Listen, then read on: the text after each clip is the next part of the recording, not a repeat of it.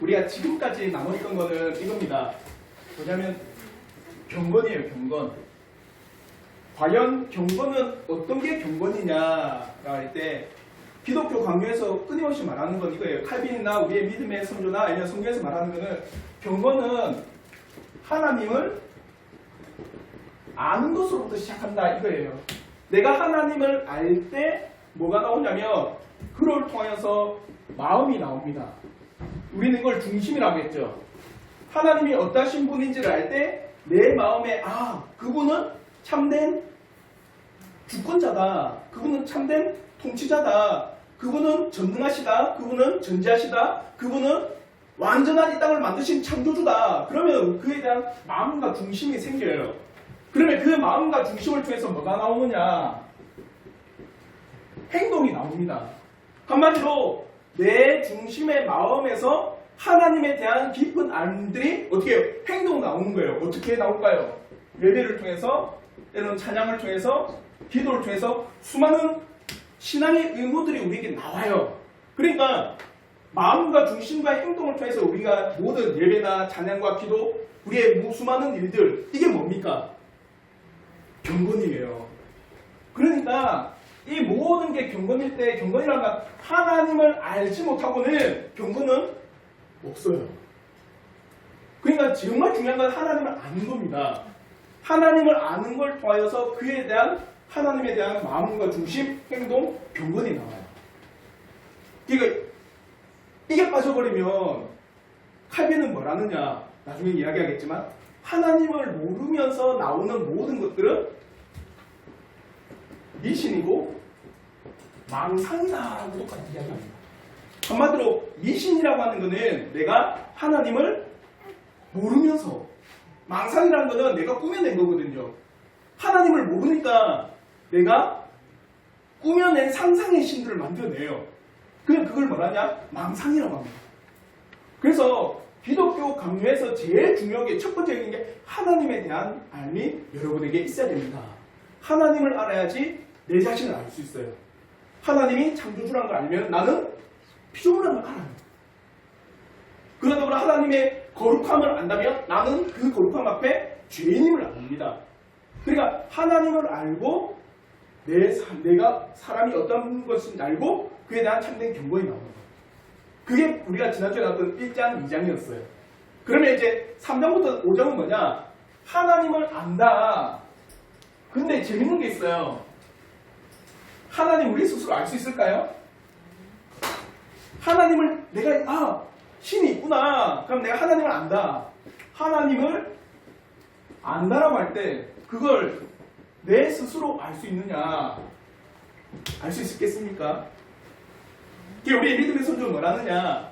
우리 스스로는 결코 알 수 없다. 왜? 우리는 피조물. 피조물이라는 것은 유한하다.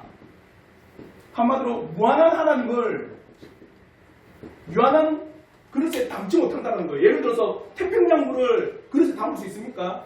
못 담아요. 그러니까 무한하신 그분께서 우리에게 계시하지 않으면 결코 하나님을 알 수가 없다랍니다. 특별히 더 중요한 것은 내 스스로 알 수 없는 이유는 뭐냐? 우리는 다 죄인이기 때문에 죄로 어두워져서 하나님을 알만한 것들이 우리에게 있다 없다? 없어요. 죄로 가려져 버린 거예요. 그러니까 하나님께서 본인을 나타내신다. 그걸 뭐라 했어요, 우리는? 계시. 그게 계시예요, 계시.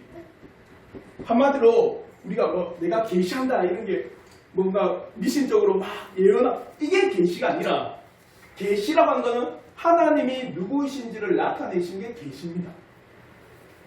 그럼에 있어서 하나님께서는 정말 자비로우시게 본인을 두 가지 방법으로 나타내셨어요. 어떻게 나타내셨을까요? 일반 계시와 그렇죠. 특별 계시로 나타내시고 일반 계시는 사람에게 사람 본능, 본성 그리고 수많은 자연과 사회 질서 이걸 통해 하나님을 일반적으로 나타내셨어요. 이거는 왜 일반이냐? 모든 사람에게 동일하거든요. 사회 현상이나 자연 현상은 모든 사람에게 동일합니다. 지금 중국에 독수리라는 태풍이 왔는데 맞죠? 중국 한 사람에게 오지 않습니다. 중국 전역 모든 사람에게 다 영향 미쳐요. 특별 계시는 뭘까요? 특별 계시는 말씀, 성경입니다. 이 성경이 믿어져야지 하나님이 이 성경을 통해서 본인을 나타내신 게 알려져요. 그러니까 그걸 믿는 사람들은 누굽니까? 그죠? 신자들이 말씀을 믿고 그 특별하게 하나님이 누구신지를 아는 겁니다. 이 두 가지 방식으로 하나님께서는 본인을 계시하셨어요. 그러면 칼빈은 이 일반 계시에 대해서 1장부터 5장까지 이야기합니다. 한마디로 하나님께서는 그 자신을 나타내셨는데 어떻게 나타내셨냐? 일반적으로 나타내셨다. 일반 계시로서 우리 사람과 자연과 만물에 나타내셨다. 그래서 3장과 4장에는 뭐냐? 3장에는 결코 거부할 수 없는 사람의 본성에 심겨진 신지시. 한마디로 일반 계시인데 그 사람에게 본성적으로 심겨졌대요. 이것을 칼빈도 종교의 시라고도 합니다. 어떤 사람도 이에 대해서 아니다라고 말할 수 없을 정도로 이 땅에 태어나는 모든 사람은 종교의 씨를 가지고 있다. 그래서 3장에서 말해요. 그럼에 있어서 그러면은 많은 사람들이 신에 대한 인식을 가지고 있는데 왜 그 신에 대한 인식 가운데 나가지 않느냐? 그건 바로 종교의 씨가 있지만 우리의 모든 지정의가 더러운 죄악 가운데 있기 때문에 사람들이 보지 못할 뿐이라는 거예요. 자연을 통해서 하나님께서 나타내셨지만 그걸 통해서 놀라운 하나님의 은혜를 경험하지 못하는 이유는 하나님의 잘못이 아니라 누구의 잘못? 인간의 잘못이에요. 한마디로 우리에게 있는 이 더러운 지성 때문에 우리가 전인격으로 죄로 오염되어 가지고 하나님을 나타내셨지만 그 하나님을 모른다는 거예요. 그걸 지금 칼빈은 1장부터 5장까지 쭉 이야기합니다. 그래서 이 일반 계시를 지나고 난 후에 그 다음부터 일반 계시로 하나님을 어렴풋이 알거든요. 신은 있다. 루터도 원래라면은 법학자가 되고 싶었는데 사제가 된 이유는 뭐냐면 친구랑 길을 가다가 친구가 번개 맞아 죽어요. 실제로 길을 가다가 번개 맞아 죽고 자기가 너무 두려워가지고 하나님 앞에 두려워서 사제로 가야 되겠다. 그게 사제 됩니다. 그러니까 자연계시 이걸 너무 어렴풋이 압니다. 하나님에 대해서. 그러면 하나님에서 명확하고 정확하고 확실하게 알 수 있는 건 뭐냐? 성경입니다. 그래서 6장 이후로는 성경은 뭐냐? 이렇게 나와요. 그래서 오늘 우리가 나누는 것은 이 일반 계시 그 가운데서도 사람의 본성에 심겨진 하나님에 대한 지식에 대해서 한번 나오도록 하겠습니다. 그러면서 많은 분들은 이에 대해서 끊임없이 거부합니다. 특별히 세상 사람들 한번 보십시오. 자기에게 하나님에 대한 지식, 신에 대한 인식 그거 없다라고 생각하는 사람 정말 많습니다. 실제로 세상 사람들로 이야기하면 이런 소리 합니다. 나는 내 자신을 믿는다. 나는 내 능력 가지고 살아가고 나는 내 힘 가지고 살아가고 나는 내 기술을 가지고 살아간다는 사람이 정말 많아요. 근데 그 사람이 과연 자신이 하지 못한 불가능 앞에도 그렇게 말할 수 있을까? 모든 사람은요, 전능자, 자기의 능력을 초월한 자, 초월신에 대한 붙잡으려고 하는 의지가 있습니다. 단 한 사람도 예외를 해두고, 더 재밌는 건 칼빈은 뭐 그라고 이야기하냐?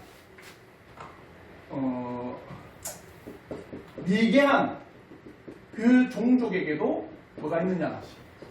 종교, 신이 있다. 한마디로 문명이 발달한 곳에도 신에 대한 놀라우신 은혜가 있는 반면에 미개한 종족, 정말 미개하고 정말 문명이 닿지 않는 그곳에도 뭐가 있느냐? 종교적인 놀라운 흔적들이 있다는 거예요. 이거는 문명국이든 비문명국이든 글자를 아는 사람이든 글자를 모르는 사람이든 어떻게 해요? 신에 대한 인식을 가지고 있는 명확한 근거가 된다. 또 어떤 분은 이렇게 합니다. 뭐라 하냐면 미개하기 때문에 많은 사람들이 종교를 이용을 하려고 한다. 우리나라 같으면 최근에 문제가 된 게 뭡니까? 신천지, JMS. 그러니까 사람들이 무식하니까 그 무식한 사람들을 이용하려고 그 사람들이 종교를 가지고 그 사람들을 이용해 먹은 거다. 그렇게 이야기하거든요. 근데 재밌는 게 있어요. 뭐냐? 그러면 종교를 이용하는 그 사람에게 많은 사람들이요, 속해도 맞죠? 많은 사람이 속고 많은 사람이 속하고 모든 사람들이 그 가운데 이용당한 이유는 이들에게 뭐가 있기 때문이에요? 종교심이 있기 때문이에요. 만약에 하나님께서 기본적으로 그 사람에게 종교의 씨앗을 주시지 않았다면 아무리 그 사람이 못 배우고 그런다 그 사람 이용할 수 있을까요? 불가능합니다. 한마디로 많은 사람들이 그렇게 이상한 종교에도 심취하고 다양한 종교에 심취할 수 있는 건 뭐냐? 모든 사람에게는 거부할 수 없는 종교의 씨가 다 있기 때문이다. 그걸 이야기합니다.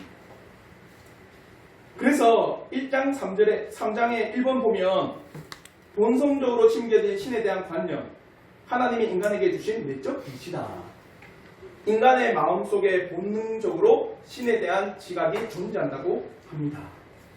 그리고 본능적으로 신에 대한 지각을 어떻게 하느냐? 파란 글씨 보면 무지한 사람들에게도 여전히 종교의 씨앗 같은 것이 어느 정도 있습니다. 그러니까 종교는요, 아무리 사람이 꾸며내려고 해도 꾸밀 수가 없는 거예요. 왜? 본능이기 때문에. 본능이기 때문에 많은 사람들이 꾸며내고 지으려고 할 수가 없는 겁니다. 그건 당연한 현상들이에요. 또 재밌는 거는 많은 사람들이 또 다윈의 진화론 이걸 과학이라고도 참 많이 이야기합니다.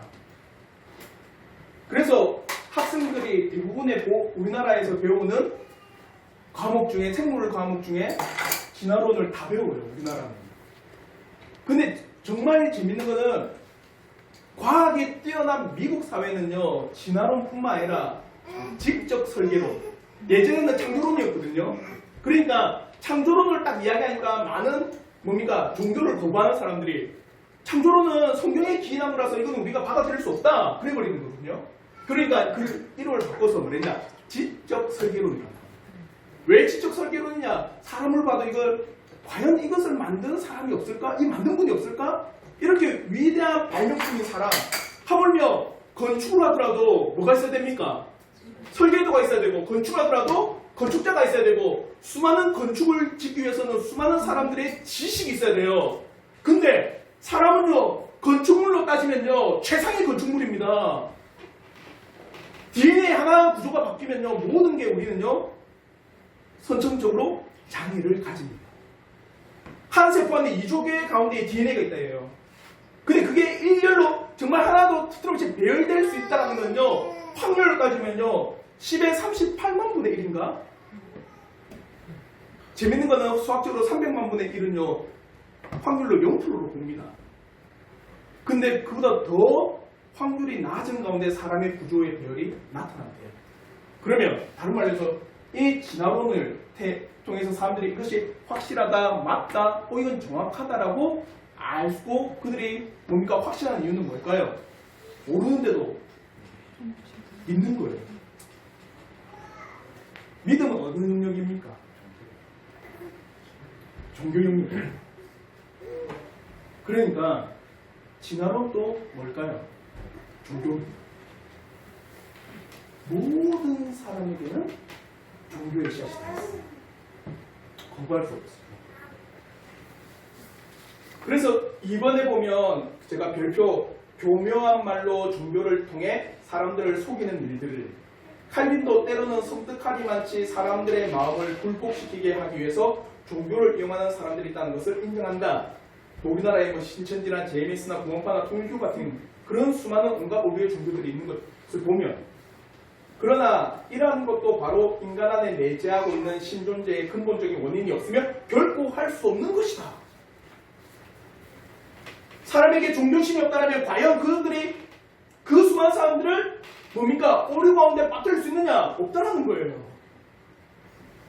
시편 53편 1절에 뭐라느냐? 우리 한번 시편 53편 1절 말씀 우리 한번 다 같이 한번 한 목소리 읽어보도록 하겠습니다. 시작! 어리석은 자는 그의 마음에 이르기를 하나님이 없다 하도다. 그들은 부패하며 가증한 악을 행하며 선을 행하는 자 없도다. 하나님이 없다는 사람을 어떤 사람이라? 어리석은 자입니다.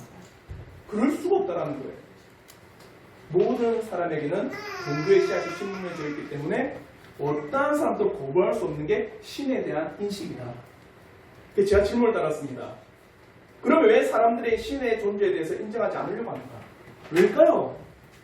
그렇게 거부할 수 없도록 모든 마음에, 사람들의 심령에, 생각에, 또 그들의 모든 삶의 영역 가운데서 신에 대해서 거부할 수 없도록 끊임없이 알려주고 가르쳐주고 계시하시는데 왜 사람들은 신에 대해서 거부할까요?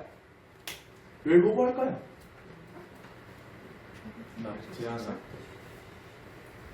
나를 제한한다. 한마디로 신에 대한 존재의 인식이 있다면 내가 그 신에 대해서 인식을 가지고 있다면 그 신에 대해서 내가 나가야 돼요. 예를 들어 내가 불교 석가가 확실하다. 그는 참된 구원자라면 그 구원자 앞에 나가야 됩니다. 사람은 자신에게 제한 아니면 제약 아니면 자기에 대해서 자기의 삶을 어느 정도 억압하면은 어떻게 할까요? 거부합니다. 그러니까 신인식을 가지고 있더라도 그를 어떻게 해요? 배척하고 그를 거부하는 이유는 자신을 억압한다 생각. 자신을 제약을 둔다고 생각. 또 뭐가 있을까요? 왜 거부할까요? 내가 신이다. 맞아요. 각자가 신이라는 생각 때문에 대결적 구도로 갈 수도 있어요. 더 중요한 게 있습니다. 죄로 기울어져 있어서 한마디로 죄로 기울어져 있다라는 것은 뭐가 있다라는 거예요? 내가 죄에 대한 죄를 좋아하고 죄를 지으면 결국에는 내가 벌받는다 이 말이에요. 죄를 지으면 벌이라는 게 있어요. 모든 사람의 심령에 다 있는 죄를 지으면 벌받는다 양심이잖아요. 혹시 영화 신과함께 보셨어요? 네. 맞죠? 그 보면은 모든 사람은 죄 지으면은 천벌 받는다는 개념이 있어요. 천벌 받고 싶습니까? 아니요. 천벌은 내가 거부하고 싶어요. 나는 이 땅에서 쾌락 가운데 살더라도 내 영혼과 내 사후의 세계는 천벌 받기 싫어요. 그러니까 안 믿는 사람은 사후제도 지내고 그게 신과 함께 나오는 내용이 사후제입니다. 사후제. 7일 동안 7개의 지옥을 지는데 그게 77, 49, 44후제거든요. 사후제는요 정말 엄격하게 지내요. 제가 지내봐서 압니다. 제 이제 본가가 불교니까 큰아버지 돌아왔을 때 사후제를 울산에 제일 큰 절에 지는데 얼마 든 줄 아십니까? 한 번에 500만 원이에요. 500만 원. 3,500만 원을 들여서 최고로 정성스럽게 드려야지 이 사람이 몸에 죽으신 우리 큰아버지가 지옥에서 어떻게 해요? 천벌 안 당하고 환생하든지 극락 환생하든지 사후제입니다. 모든 사람에게는요 죄라는 것이 있어요. 그 양심이 말합니다.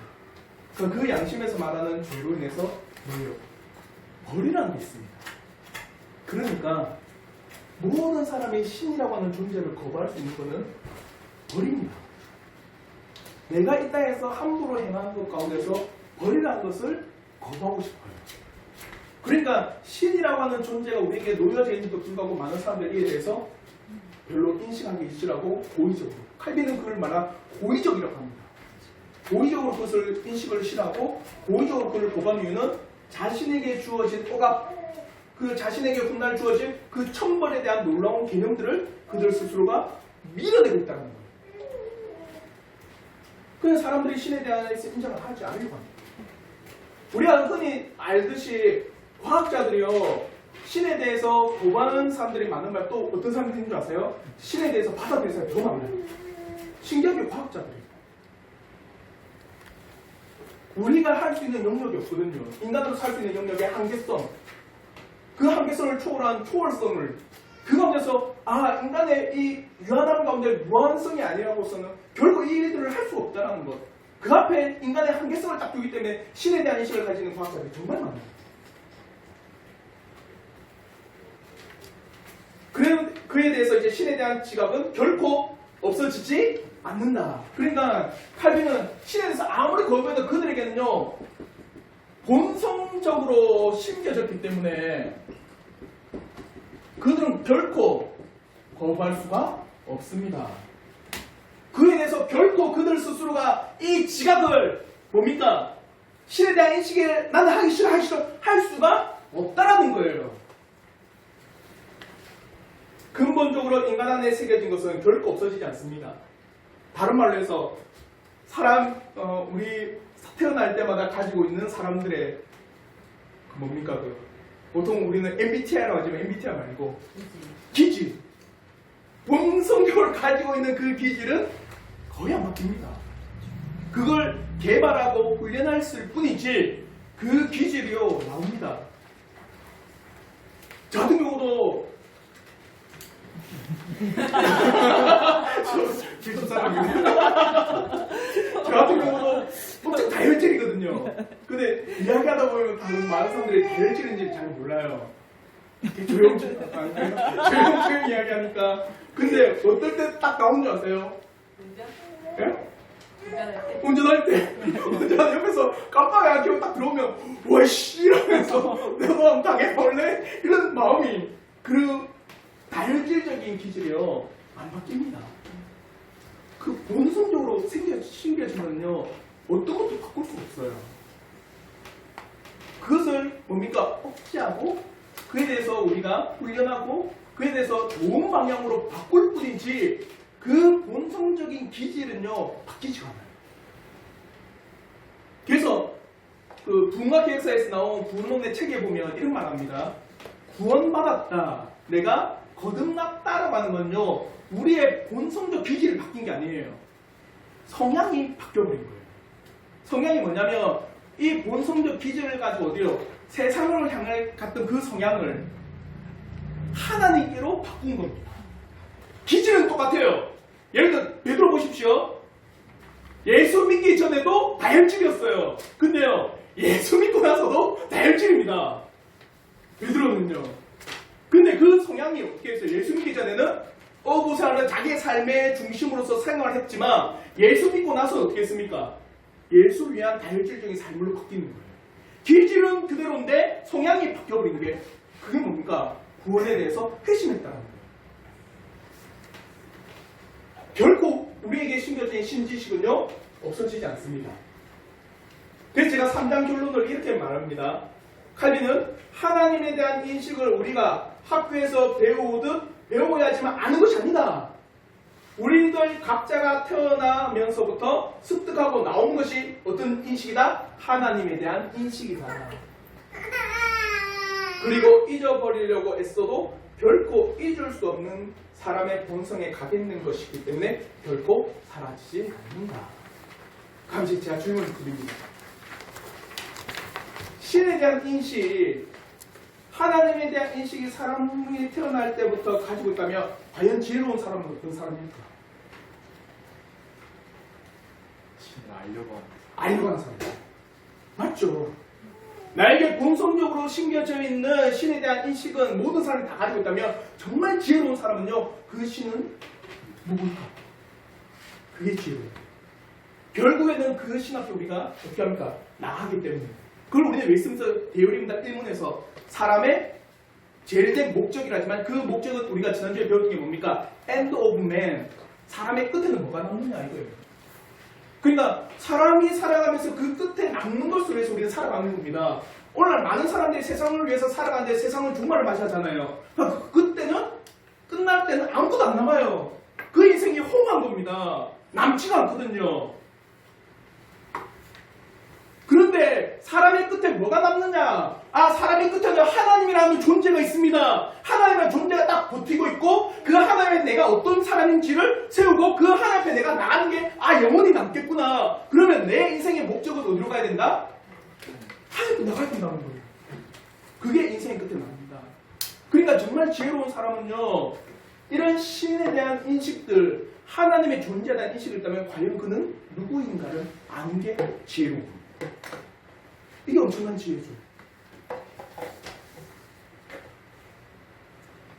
그런데 참 안타까운 게 뭐냐? 제4장에 있는 칼빈은 그런 신에 대한 놀라운 인식들을 우리에게 주셨는데도 불구하고 사람은 죄로 인해 그 지식이 어우러져 있다. 한마디로 이 신에 대한 놀라우신 지식이 죄로 인해서 그게 없어요. 상심이 되어버린 거예요. 알지 못하게 되어버린 겁니다. 그래서 사람의 무지한 미신에 보면 참된 지식과 올바른 진리 가운데 하나님을 아는 존재가 하나도 없다. 여기서 하나님을 안다할 때는요, 제대로 아는, 그리고 하나님께 계시해 주신 대로 아는 사람이 없다는 거예요. 오히려 자기들의 미신적인 것들에 휩쓸려 버리는 사람들도 있고, 또 고의적으로 사악하게 하나님을 저버리는 사람도 있어서 모두가 하나님을 아는 참된 지식에 타락하고 있고 진정한 경건을 세상에서 찾아볼 수 없는 상태이다. 혹시 여러분 이 책을 꼭 한번 사서 보세요. 처음 시작하는 기독교 강요라는 책인데 이 부분에 대해 제가 잠시 한번 읽어드릴게요. 뭐냐면 무지와 악의로 말미암아 하나님을 아는 지식이 더럽혀져 있다.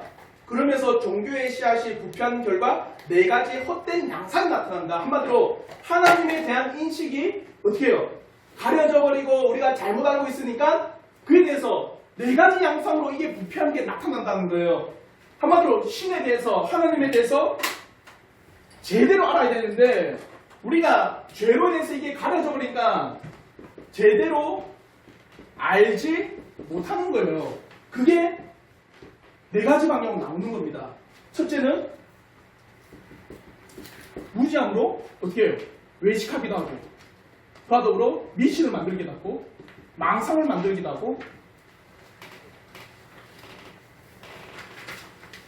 외면하기도 하고, 이 네 가지 양상으로 나온답니다.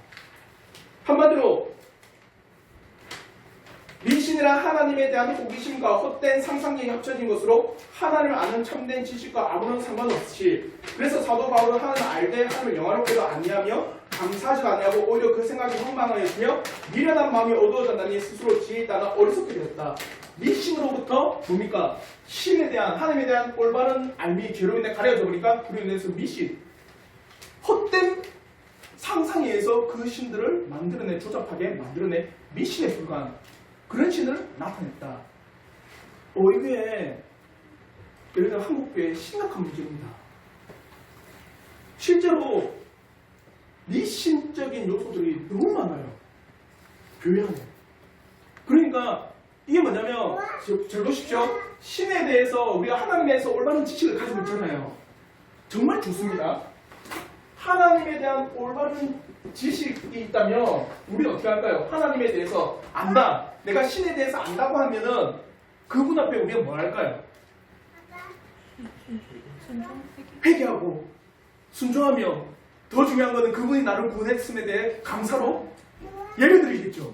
그러니까 내가 하나님에 대해서 안다. 신이 이런 분이라 안다면 그분에 대한 예배가 반드시 나옵니다. 그래서 고대 유로 사람은요 예배적 존재입니다. 그래서 우리가 그리스 로마 신화에 보면은 모든 사람들이 뭡니까? 자기가 믿는 신 앞에 제물을 드리고 제사를 드리고 예배를 드려요. 그러면 하나님에 대한 안들이 우리에게 확실히 쌓여져 있다. 그러면 그분 앞에 우리는 어떻게 해요? 참되게 예배 드리려고 합니다. 어떻게 해요? 성경대로, 성경이 말하는 규범대로, 하나님이 말씀하신 대로 우리는 예배 드리려고 해요. 근데요, 하나님에 대한 그 놀라우신 인식이에요. 죄로 인해 가려져 버리니까, 미신이 생겨버리니까 어떻게 할까? 이 예배를 미신적으로 만든다. 인본적으로 만든다는 거죠. 얼마나 끔찍한 일입니까? 그 수많은 한국의 교회에 우리나라 사람의 문화와 통착화돼서 나온 예배의 형식들이 정말 많습니다. 신에 대한 인식들을 우리가 가려져 버렸습니다. 그걸 가지고 미신을 만드는 거예요. 망상도 나와요. 망상이다. 망상이란 하나님을 아는 바른 지식 없이 그저 종교적 열심만 내는 것이 망상이다. 하나님을 모르면서 종교적 열심이 있어요. 왜 열심을 가질까요? 복 받으려고. 제일 먼저는 이 복이죠. 내가 이렇게 신을 섬기면 그 신은 나에게 그저 원하는 것도 주고 내가 바라는 것도 주고 복도 준다는 거예요. 그게 그리스 로마 신화가 뭐다 합니까? 그리스 로마 신화도 똑같아요. 우리나라를 지키는 태양신이다, 아폴로 신이다. 그 아폴로 신전에 우리가 제사를 드리고 제물을 드리고 공양하면 그 신은 우리나라를 지켜주고 우리에게 복을 허락한다. 그리고 포세이돈은 바다의 신이다. 그 신에게 우리가 인신 제사를 하든 어떤 제사를 주면 그 신은 우리에게 뭘 줄까요? 바다의 물고기의 풍성함을 허락한다. 이게 망상입니다. 열심은 있거든요. 근데 하나님에 대한 바른 지식 없이 해버리니까 그게 망상으로 흘러가고 있어요. 한국교회 많은 열정적인 분들이 엄청 많거든요. 진짜 밤낮 안 가리고 수많은 모임에 수많은 일들에 그게 잘못됐다가 아니라 그 모임에 과연 내가 하나님을 온전히 아는 가운데 하나님에 대한 확고한 마음과 믿음과 뭡니까? 하나님에 대한 순수한 그 지식 가운데 내가 그 일들을 행하고 있느냐? 정말 성경의 기준과 성경의 규범대로 그 일들을 행하고 있느냐? 그 기준 없이 내가 열심을 다하면은 그 신은 나에게 감동을 받아서 나에게 어떤 일들을 더해준다. 이걸요 우리 조상들은 너무나 잘 알았어요. 어떻게 알았을까요? 저희 어머니도 항상 하는 말입니다. 그쵸? 지성이면 감천이라는 거예요. 이게 망상입니다. 지성이면 감천이에요. 내가 지성을 막 드리면 하늘은 감동받아 나에게 일을 해준다. 거꾸로 되었죠. 하나님께서 나에게 말씀하시면 내가 감동받아 하나님의 일을 한다는 거예요. 근데 내 일들 때문에 하나님께 감동받아서 내 일을 한다. 거꾸로 만들어놓은 이게 망상입니다. 위선입니다. 속으로는 하나님을 경외하지 않으면서도 교회에서는 성도처럼 보이고 그러나 집에서는 불신자와 똑같이 행동하는 이런 뭡니까? 외식의 형태가 나타납니다. 그리고 외면의 형태가 나타납니다. 뭐 때문에? 신에 대해서 우리가 죄로 해서 가려져 버린 결과예요.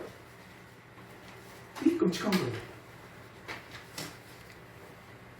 그래서 제가 질문 1번에서 사람들의 무지와 미신으로 해서 드려지는 예배는 과연 어떻게 보아야 하는가?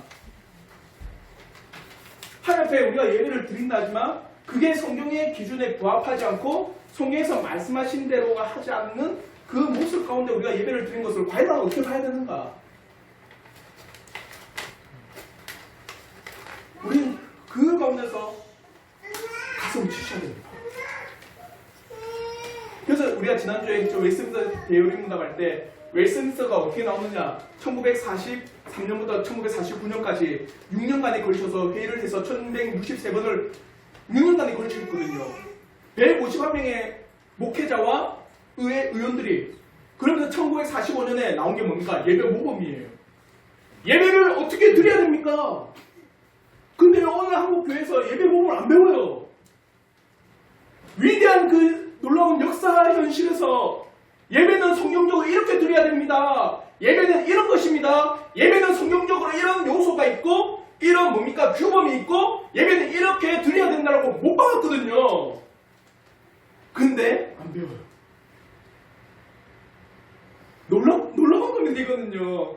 그래서 1946년에 뭐 나왔습니까? 45년에 예배 모범 나오고 46년에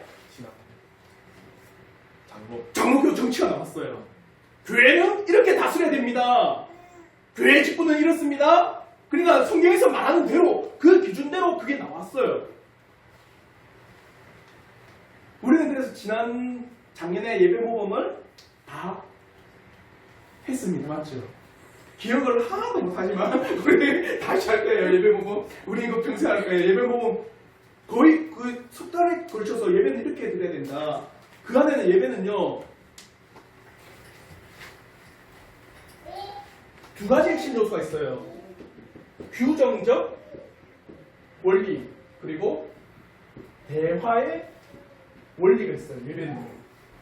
그러니까 하나님에 대해서 우리가 무지하면요 외식하게 되고 미시하고 망상 외면하면 모든 게 다 틀어져 버려요. 예배도 망가집니다.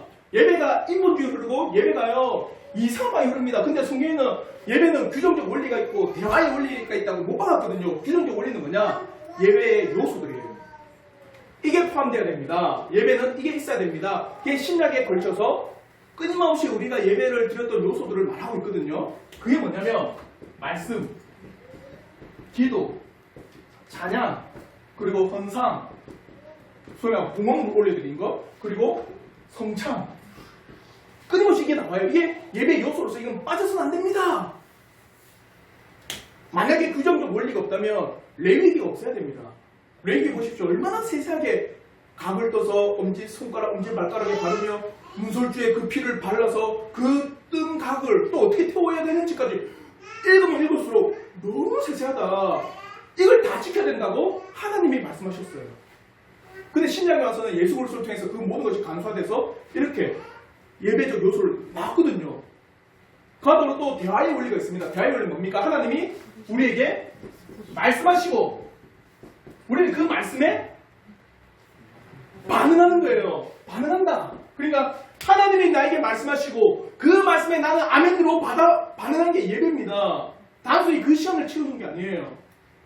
그래서 말씀하시는 그 예배의 원리 요소들이 그러니까 하나님께서 예배를 초청을 부르실 때 우리는 그에 대한 반응으로 찬송을 올려드리고 또 하나님께서 십계명 우리에게 말씀하실 때 그에 대한 우리의 반응으로 우리의 삶을 회개하며 하나님의 회개 기도를 올려드리고 그에 대해서 또 하나님께서는 우리에게 말씀으로 우리에게 말씀하실 때 우리는 그 말씀에 아멘으로 감사하며 하나님 앞에 또 찬송 드리며 또 그에 대해서 우리의 삶이 또 나아가기 위해서 뭐합니까? 헌상도 드리고 사도신경도 고백하고 예배의 원리거든요. 근데 이 모든 게 지금 어떻게 됐냐? 재미가 없겠습니다. 이 모든 예배의 아름다운 원리들이 간소화 어떻게 해요? 사람에 맞춰서 간편하게 합시다. 말씀 읽고 기도하면 되죠. 거의 대부분이 만들어졌어요. 하나님에 대한 무지하니까 이런 놀라운 잘못된 현상들, 특히 예배 가운데 이런 일들이 나타나요. 우리 이런 걸 통해서는 정말 가슴 아파하셔야 돼요. 우리 교회가 정말 이 예배적 요소 가운데서 하나님 앞에 정말 참되게 예배 드릴 수 있기를 정말 기도하셔야 돼요. 그럼 로마서 1장 21절과 23절의 말씀은요.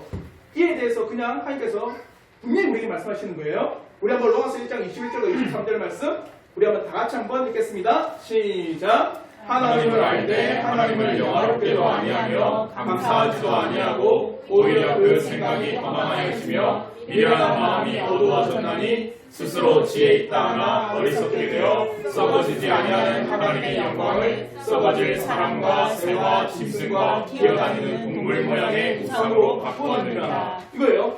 하나님에 대한 그 생각들이 허망하다, 망상이 이르니까 어떻게 됩니까? 하나님 앞에 올려드려야 될 그 모든 일들을 새와 짐승과 썩어질 피조물에 이게 뭡니까? 예배를 바꿔놓은 거예요. 하나님을 진정 예배를 영광스럽게 예배를 해야 되는데 어떻게 해요? 우상을 만들고 예배적 요소를 뒤바꿔서 하나님 앞에 영광 올려드리지 못하도록 만들어 놓은 겁니다. 이래 바뀌어버리는 거예요. 그러면 정말 참된 종교는 뭐냐? 진리와 결합해야지만 참된 종교예요. 여기서 말하는 진리는 누굴까요? 이 하나님에 대한 아는 참된 진리, 예수 그리스도를 알면서 나가는 그 모든 은혜 가운데 결합된 것이 참된 종교다. 그래서 참된 종교는 하나님의 뜻을 보편성 있는 규범으로 여기고 그 뜻에 일치시키는 거야라 하지만 참된 종교라는 거예요. 하나님께서 우리에게 나타내신 놀라운 뜻들이 있습니다. 어디에 나타내셨을까요? 어디에 나타냈을까요? 성경에 있습니다. 그러니까 참된 종교는 여기서 말하는 참된 종교 좀 더 좁게 기독교는 어디에 부합하는 거다? 성경이에요. 교회는 성경의 기초와 부합되어야지만 그게 교회입니다. 그러지 않으면 우리는요 미션 성경입니다. 끊임없이 교회를 위해서 기도하실 때 어디에 서 있어야 된다? 말씀, 성경에 서 있어야 됩니다. 성경이 규범이고 성경이 기초고 성경이 기준으로서 교회가 서야 됩니다. 그 성경의 기준에 따라서 직분이 세워지고 그 성경의 기준에 따라서 교회의 일들이 진행되어지고 그 성경의 기준에 따라서 교회의 수많은 뭡니까 사역들이 진행돼야지만 그게 기독교예요. 오늘날 많은 목회자가 제왕적이잖아요. 목회자가 행정도 하고 목회자가 재정도 관리하고 목회자가 교회 모든 무슨 일들을 다 처리해요. 아니거든요. 목회자는 말씀과 기도에 전무하는 겁니다. 나머지 행정적인 일을 재정적인 일들은 집사님과 장로님께 맡기는 거예요. 우리는요 성경에 기준하여서 교회를 세워야지 그게 참된 교회예요. 성경의 기준에서 내 신앙이 세워야지만 그게 참된 신앙입니다. 칼빈은 그걸 지금 외치고 있는 거예요. 진리와 결합하여야지만 순전한 종교가 됩니다.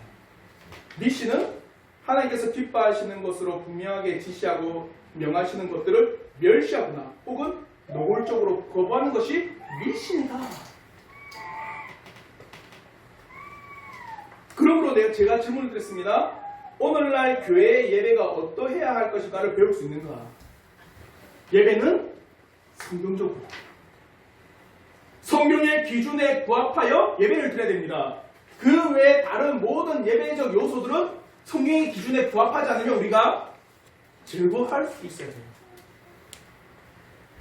그 가운데 우리가 전에 우리 교회는 뭡니까? 절기를 안 드려요. 맞죠?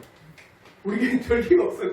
다른 분 들어오면은 절기 맥주절이나 추수감사절이나 성탄절이나 부활절이나 그걸 안 지킨다고 해서 이게 지킨다 해서 문제가 있는 게 아니라 왜 지켜야 되느냐 그런 의미에서 과연 우리는 어떻게 해야 되느냐. 그러니까 모든 예배나 모든 우리 교회의 기준은요 성경에 부합해야 됩니다. 그러지 않으면 끊임없이 우리는요 미신적으로 흘러갑니다. 뭐 때문일까요? 끊임없이 하나님에 대한 안지 없이요 제대로 알지 못하면 우리가 미신으로 흘러갈 수밖에 없는 이유가 있어요. 우리는 다 죄인입니다. 죄인들은요 끊임없이 자신의 신을 만들려고 합니다. 끊임없이 자신의 신을 만들어서 그 신을 섬기려고 해요. 칼빈은 그걸 거부하는 겁니다. 성경에 부합해서 섬기십시오. 저 그 은혜가 우리 성도들에 있기를 저는 진심으로 바랄게요. 그 마지막 3페이지에 보면 악인의 외식이 신에 대한 지각을 억누른다. 이게 위선이잖아요. 외식이요. 신에 대한 지각을 없애는 건 나머지 쭉 한번 읽어보시면 되고요. 악인들은 바로 그저 몇 가지 하찮은 것들을 희생시켜서 하나님에 대한 온전한 지각을 없애고 있다. 이 말은 바로 거룩한 삶과 순전한 마음으로 하나님을 섬기하는데도 악인들은 시시한 방법들과 하찮은 것들을 준수하는 것만으로 하나님을 관심사려고 애쓰는 것이다. 한마디로 단순히 의무만 행하는 것이다. 그 의무에 우리의 온 마음이 있어야 되는데 불구하고 뭡니까? 신에 대한 지각을 없애기 위해서 단순히 의무만 행하는 것입니다. 다 이거예요. 하나님 앞에 예배드릴 것은 다인 거죠. 예배 드리고 나서 우리는 어떻게 됩니까? 그렇죠? 말씀대로 살아가야 돼요. 예배 드리고 난 후에는요, 그 예배의 말씀에, 우리에게 허락된 말씀 가운데 나는 어떻게 살 것인가가 나와야 되는데, 위선자들은요, 미신적으로 숨기는 자들은요, 예배 드렸다! 그게 끝이에요. 당신이 원하는 것은 예배 아닙니까? 그러니까 저는 당신이 원하는 예배 드릴게요. 그러나서 자신의 삶과 자신의 인생의 모든 삶의 영역은 그 예배의 말씀과는 전혀 다른 삶을 살아가는 겁니다. 이게 신에 대한 지각 없어요. 마지막 질문에 오늘날 교회가 행하고 있는 것이 이와 같은 형태가 있는가? 한번 여러분들이 생각해 보시기 바랍니다. 결론적으로 보면 결국 하나님에 대한 지식은 사람의 본성에 새겨져 있다는 사실은 명백한 진리입니다. 어떠한 사람도 거부할 수 없는 것이 종교의 씨앗은 모든 사람에게 다 심겨져 있습니다. 어떠한 사람도 부인할 수 없는 완벽한 사실입니다. 그러나 죄인된 사람들은 하나님에 대한 인식을 바꿔놓았습니다. 무지한 미신으로 자기들의 신을 만들든지 아니면 외식으로 죄를 살아가지만 하나님에 대해서 멸시하지 않는 것처럼 보이기 위해서 신앙과 비슷한 행동들을 취하며 자신의 쾌락을 즐기고 있습니다.